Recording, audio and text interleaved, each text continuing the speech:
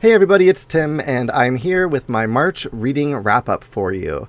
Before we dive in, though, I just wanted to let you know I'm doing a slightly different setup today. I'm using a webcam and a microphone instead of my cell phone or just my webcam mic, so I'm hoping that will help with some of the video quality, but I'm also using some natural light, so we'll see how it goes. I do have some notes here. It's been, for full disclosure, it is the beginning of May, and I'm going over books that I read in March. So it's been a few months. I'm trying to get caught up so that I can remember what I am talking about. So the first book that I read in March was by Tami Hoag. It's my first Tami Hoag. Let's get the... I don't know how I'm going to avoid the glare, but it's Tami Hoag's The Ninth Girl. I saw this while I was thrifting and picked it up. I've never read anything by Tami. This is my first. As it turns out, The Ninth Girl is in a series. It's the Kovac and Liska police procedural series. This is the fourth book in that series, so it's not the ninth book. But it read just fine as a standalone, so... there you go. So, The Ninth Girl came out in 2013. It is a police procedural. I'm just going to talk about it and then set it down. I gave this book 4 stars. So, this is a series, like I said. The plot of this specific book is that on New Year's Eve, a body pops out of a trunk. There's a fender bender situation, and a body pops out of the trunk that's involved in one of the cars that's involved. And then that driver speeds away, not even realizing that they've lost a body. And so now Liska and Kovac are on the case, and they're wondering, is this part of a serial killer that's been in the area? So, that's kind of the loose plot of that book. There's multiple point of views. The characters are very distinct, so they definitely have their own voices, which I appreciated. The book kept me interested, and it kept me wanting to read more by Tami Hoag. So that's kind of what gave it the 4-star. I enjoyed it, and I'm excited to read more by her. The next book that I read to wrap up my number series was How to Kill a Guy in 10 Dates by Shailee Thompson. This is a slasher / RomCom and came out in 2026, so it's pretty new. It's a book of the month book. I borrowed this from Janelle. This one... a speed dating event turns into a massacre, and the characters in this isolation trope slasher rom-com band together to find the killer before they are picked off one by one. I gave this book 3 stars. I kind of feel like the title is slightly misleading. You know, I see How to Kill a Guy in 10 Dates. Here we go. I'll kind of hold it like that. How to Kill a Guy in 10 Dates, and it kind of seems like it'll be from the point of view of a femme fatale, or someone who's maybe a black widow, or, you know, a woman who is killing the guys in her life or that she goes on dates with. And that's not the case. So I didn't love the title for that reason. I do understand why they named it this, because the beginning of every chapter takes a quote from a rom-com and kind of turns it on its head, with some sort of a slasher or horror movie line. It's really kind of creative and fun. So instead of How to Lose a Guy in 10 Days, or dates, How to Lose a Guy in 10 Dates, it's How to Kill a Guy in 10 Dates. So I get it, but it kind of set me up to expect something else.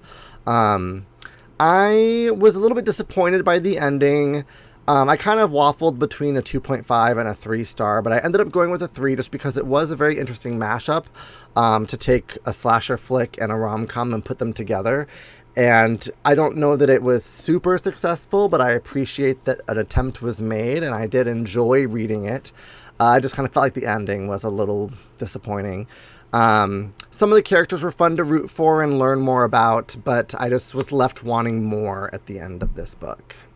So at that point, I did not have any 11 books on my shelf, so I decided to pause the number strategy and just finish up March by reading some books that I'd been wanting to get to. Because the other thing is, once I established this number theme, there were all these other books that I wanted to read, and they were just itching at me, but I was like, I have to stick to the numbers. So I kind of, after reaching 10, decided to give myself a bit of a break, and I finished up the month with a few other books that were just laying around. So the first one of those was Where Are the Children by Mary Higgins Clark.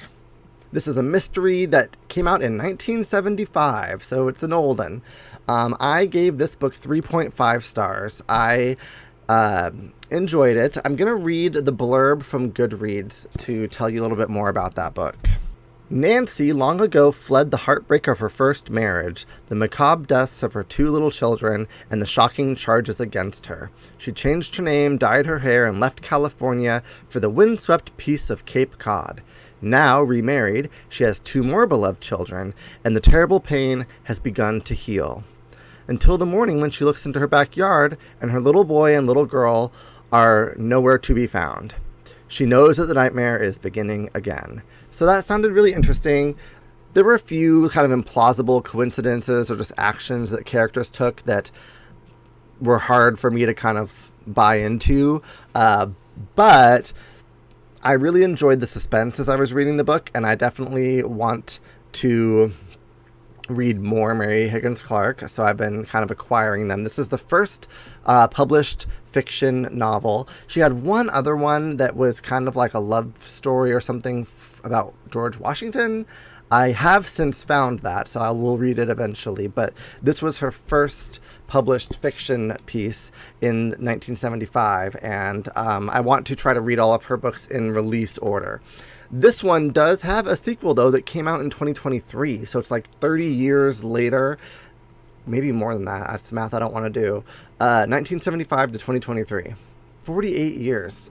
So I don't know if the sequel is set in 2023 or not, but it came out 48 years after the first book, and I really want to read that one, so I probably will, once I find it, put it to the top of my reading list. It's called Where Are the Children Now?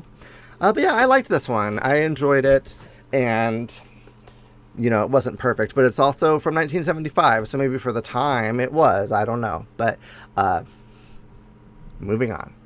Next, I read The Silent Patient by Alex Michaelides. This is a thriller that came out in 2019, and this one kind of takes me back to the beginning of this reading journey when Janelle and I were in Portland doing some book shopping. I found this at Pal's. She said, oh, you'll love it, but you can definitely find it cheaper because it came out several years ago.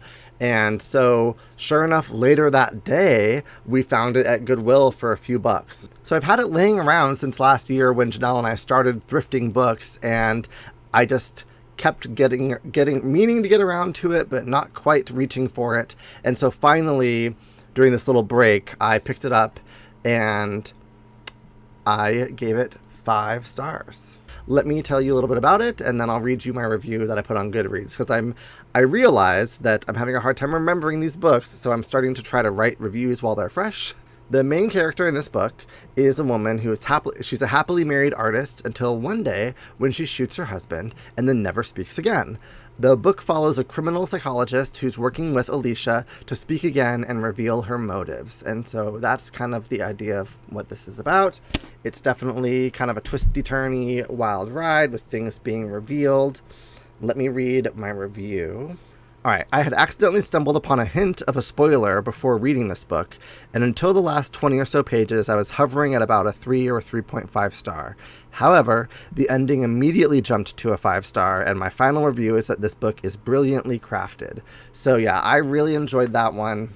I was sort of bummed when I kind of stumbled upon a spoiler, and even though that happened, I still really enjoyed the book. And that's kind of one of the reasons I decided to pick it up and just read it and get it over with, because I was afraid that it would be spoiled even further if I kept watching different people's book reviews and stuff online.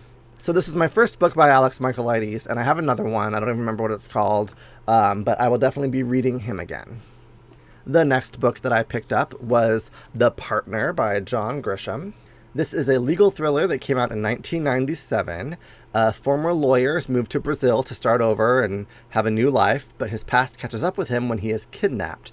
People want their money back, and they're willing to torture him to get it. And so that's kind of how this fast-paced journey kicks off. I gave this 3.5 stars. I think it was initially a 3 when I rated it the first time, but after having some space, I liked it for a John Grisham. It kind of, you know, I remember a lot about it, first of all, which is great. But his books tend to be a little bit slower, and this one was definitely a bit more action-packed and faster paced. So I appreciate that. I did think that a lot of the action, though, took place off-page, and that a lot of the book was exposition, so we were kind of just, which is very Grisham-like. So it kind of felt like it was missing something. I liked the ending okay, but it didn't really feel like it was earned, just because the story felt a little bit glossed over to get there. So I did like it, though. Another John Grisham. It was not bad. The last book that I read in March was The Couple Next Door by Shari Lapena. This is a 2016 thriller. I rated this book 3 stars.